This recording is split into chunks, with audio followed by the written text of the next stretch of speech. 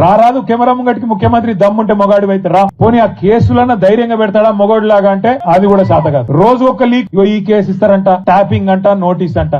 రారాదు camera ముంగటికి ముఖ్యమంత్రి దమ్ముంటే మొగాడి అయితే రా, వచ్చి చెప్పు ఈ కేసులో కేసు పెడుతున్నా అని చెప్పు. రోజు చూడండి శిఖండి రాజకీయాలు తప్ప మగాడులాగా మగతనంత రాజకీయాలు చేసే దమ్ము మాత్రం లేదు. రా ముందుకు రా, కెమెరాల ముంగటికి రా. చిట్ చాట్ల వెనకాల దాక్కునుడు ఎందుకు?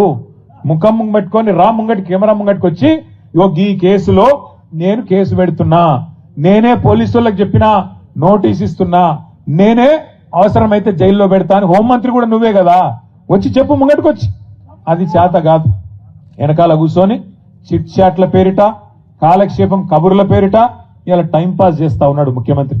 ఎందుకో కూడా మీకు తెలుసు ఈ కాలక్షేపాలు, ఎందుకు ఈ డైవర్షన్ గేమ్లు అనేది. ఎందుకంటే ఇవాళ ప్రజలు అడుగుతున్నారు 6 గ్యారంటీలంటివి, 100 రోజులంటివి ఏమాయ నాయనా అని అడుగుతున్నారు. సర్పంచ్ ఎన్నికల్లోనే 40% మందికి ఇవాళ బుద్ధి చెప్పినరు బ్రహ్మాండంగా కాంగ్రెస్ నాయకులను. ఎక్కడికక్కడ ఆయన కొడుకు చెప్తున్నాడు, మైకు ముందలకు వస్తలేడు, ఆయన దాచుకున్నాడు. ఆయన నీ ముఖం ఎప్పుడైనా చూసుకున్నావులా అద్దంలా? పేడమూతి బోడిలింగం, నువ్వు కూడా నా గురించి మాట్లాడతావా? నీవెంత, నీ స్థాయి ఎంత? అయ్య పేరు చెప్పి బతికటోనివి నువ్వు, ఆంధ్రలో గుంటూరులో గుడివారిలో చదువుకున్న నువ్వు, నీకేం తెలుసు తెలంగాణ గురించి, మా పౌరుషం గురించి?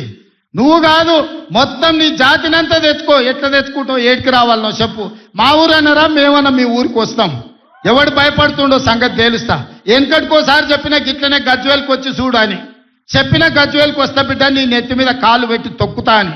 గజ్వేల్కి లక్షలాది మంది కార్యకర్తలతో పోయినాం, కాలు మీద పెట్టి తొక్కితే పాతాళానికి పోయిన మళ్ళీ ఇప్పటి వరకు తేలలేదు.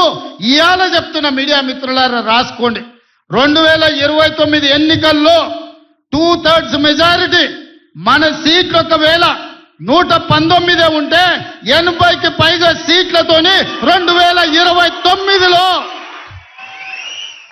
మా ప్రభుత్వం ఏర్పాటైంది. ఒకవేళ 153 సీట్లయితే 100 పైగా సీట్లతోని 2/3 మెజార్టీతోని తెలంగాణలో రెండోసారి కాంగ్రెస్ ప్రభుత్వాన్ని తెస్తాం. ఇది మా సవాల్. చంద్రశేఖరరావు గారు, తారక రామారావు గారు, హరీష్ రావు గారు, దయాకర్ రావు గారు, ఇట్లా చెప్పుకుంటూ పోతే వినోదరావు గారు, కుక్కట్పల్లి కృష్ణారావు గారు, రాసి పెట్టుకో. 2029లో 2/3 మెజార్టీతోని ఈ రాష్ట్రంలో కాంగ్రెస్ ప్రభుత్వాన్ని ఏర్పాటు చేస్తా. ఇదే నా సవాల్.